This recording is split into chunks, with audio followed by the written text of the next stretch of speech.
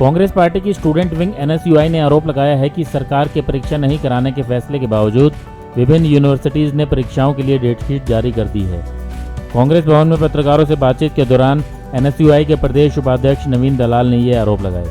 दलाल ने कहा कि NSUI के संघर्ष व मांग के चलते ही राज्य सरकार ने इस साल कोरोना महामारी के कारण कॉलेज परीक्षाओं के बिना विद्यार्थियों को अगली कक्षा में प्रमोट करने का फैसला लिया है, मगर फिर भी कुछ यूनिवर्सिटी परीक्षा लेने की बात कर रही हैं। ये बिल्कुल सहन नहीं होगा और किसी भी सूरत में परीक्षाएं नहीं होने दी जाएंगी। दलाल ने कहा कि सरकार ने कॉलेज विद्यार्थियों के लिए परीक्षा न कराने की तो घोषणा कर दी है, लेकिन BSc, B फार्मा, B.Ed और मेडिकल के विद्यार्थियों को लेकर कोई भी स्पष्टीकरण नहीं दिया गया है।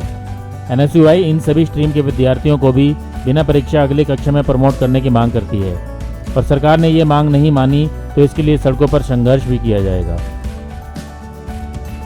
कल जो सरकार ने छात्रों के लिए और उनके अभिभावकों के लिए बहुत ही बड़ा फैसला लिया है फाइनल ईयर की परीक्षा ना करवाने का।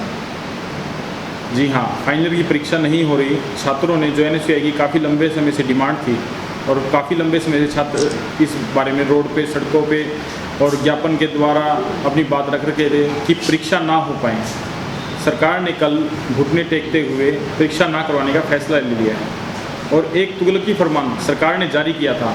वो फरमान यह था कि जो हरियाणा के स्टूडेंट हैं उनको परीक्षा देनी पड़ेगी और जो हरियाणा से बाहर के छात्र हैं उनको परीक्षा देने की कोई ज़रूरत नहीं है। तो यही सभी छात्रों के मन में संशय था कि क्या हरियाणा का होना गुनाह है, क्या हरियाणा में जन्म लेना एक गुनाह कर दिया हमने कि हमें कोरोना की मौत के मुंह में धकेला जा रहा है।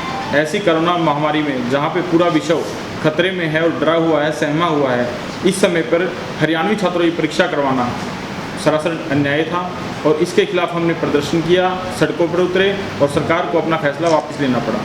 कल एक फैसला आया सरकार का शाम को, जिसमें लिखा गया कि सरकार ने फाइनल ईयर के छात्रों की परीक्षा न करवाने का फैसला लिया है।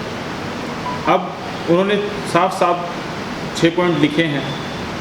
उन पॉइंटों में हमारी आज ये बात है कि विश्वविद्यालय इस पर क्या एक्शन लेगा, क्योंकि कुछ विश्वविद्यालयों से सुबह आज मेरी बात हुई, उन्होंने अपनी उसके बावजूद, सरकार का आदेश आने के बावजूद भी डेट शीट जारी कर दी है।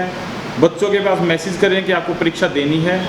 उन विश्वविद्यालयों को प्रेस के माध्यम से, प्रिंट मीडिया, इलेक्ट्रॉनिक मीडिया के माध्यम से मैं कहना चाहूँगा कि आप सुधर जाइए, छात्रों के जीवन के साथ खिलवाड़ ना करिए, उन पर अनावश्यक दबाव ना बनाइए, नहीं तो वो सड़कें भी वही हैं, NSUI संगठन भी वही है और हम भी वही हैं। हम किसी भी सूरत में एग्ज़ाम नहीं देने देंगे। और जो हमारे गुरु जनेश्वर विश्वविद्यालय, बाकी टेक्निकल यूनिवर्सिटीज़ की बात करते हैं हम, तो जो फाइनल ईयर के विद्यार्थी हैं, जो फाइनल ईयर में होने थे, अब जो फाइनल ईयर में जो पास आउट हो चुके हैं या जिनकी परीक्षा होनी थी, उनकी रीपर का मामला है।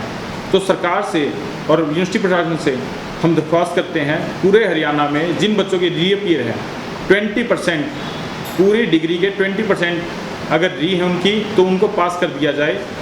मतलब जिस बच्चे के 45 पेपर हैं पूरे साल, 4 साल में, अगर उनकी 9 पेपरों में री है तो उन बच्चों को पास करके डिग्री दे दी जाए, क्योंकि इस हालात में बच्चे परीक्षा देने के लायक नहीं हैं। दूसरी बात हम करते हैं कि जो बच्चे, जैसे हमारे कुछ कोर्स हैं, MTech है, BTech है, जिसमें 7वां और 8वां सेमेस्टर, 7वें 8वें सेमेस्टर में हमारे जो होता है प्रोजेक्ट होता है, उस प्रोजेक्ट में 7वें सेमेस्टर में के सिनॉप्सिस के आधार पर, सिनॉप्सिस का जो उन्होंने सिनॉप्सिस सबमिट कराए हैं, उनके अंकों के आधार पर उनके प्रोजेक्ट के नंबर दे दिए जाएं, क्योंकि 7वें 8वें सेमेस्टर के प्रोजेक्ट के और सिनॉप्सिस के आधार पर उन बच्चों की डिग्री की परसेंटेज पर बहुत भारी प्रभाव पड़ता है। तो उनके अंक कम ना आए, इसलिए सरकार से दरख्वास्त है और गुजरी प्रशासन से भी और बाकी टेक्निकल यूनिवर्सिटी से भी हमारी प्रार्थना है कि आप इस पे कार्रवाई करते हुए 7वें 8वें सेमेस्टर के बच्चों को अच्छे मार्क्स देके उनकी डिग्री देने का काम करें। और एक बात ये है हमारी,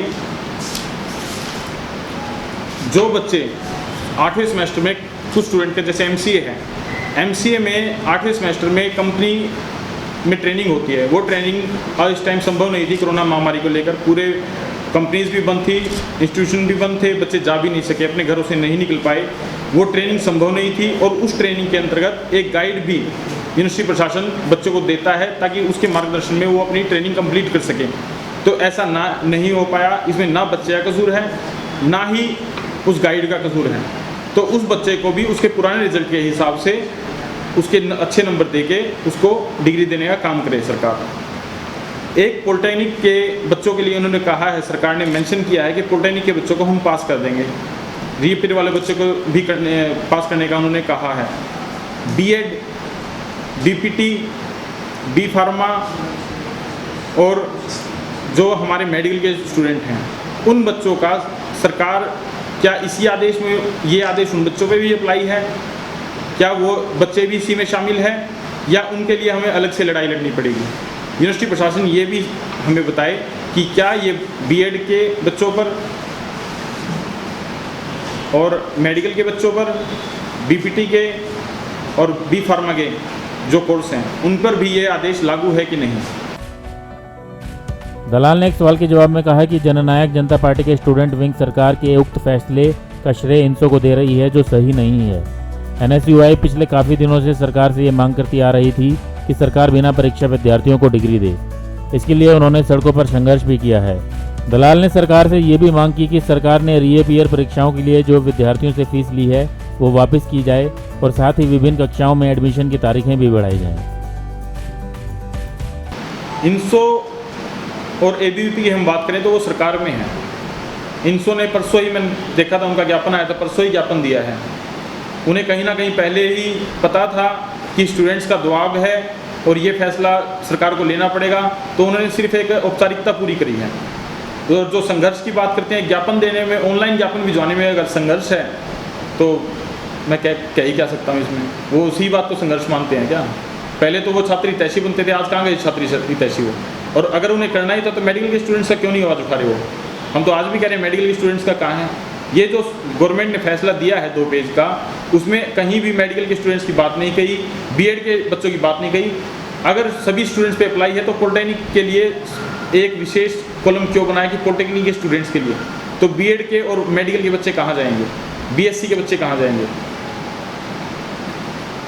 एबीवीपी की हम बात करें तो एबीवीपी ने फाइनल ईयर के एग्ज़ाम करवाने के पक्ष में, उनका ज्ञापन भी आप देखना पड़ना, तो एबीवीपी ने फाइनल ईयर के बच्चों के पक्ष में कहा था कि उनके एग्ज़ाम होने चाहिए। वो एग्ज़ाम करवाने के पक्ष में थे एबीवीपी संगठन, और उन्होंने एक बच्चे की कीमत 20 लाख रुपए लगाई थी। किसी माँ के घर के लाल की कीमत 20 लाख रुपए उन्होंने लगाई थी कि अगर उस बच्चे को कुछ होता है तो 20 लाख रुपए उसको बीमे के रूप में मिलने चाहिए। तो क्या एक बच्चे की कीमत 20 लाख रुपए ही है? ब्यूरो रिपोर्ट, नई ताज़ा न्यूज़, हिसार। लेटेस्ट वीडियोस के लिए सब्सक्राइब करें हमारा चैनल नई ताज़ा न्यूज़ और दबाएं बेल आइकॉन ताकि आप मिस ना करें कोई भी अपडेट।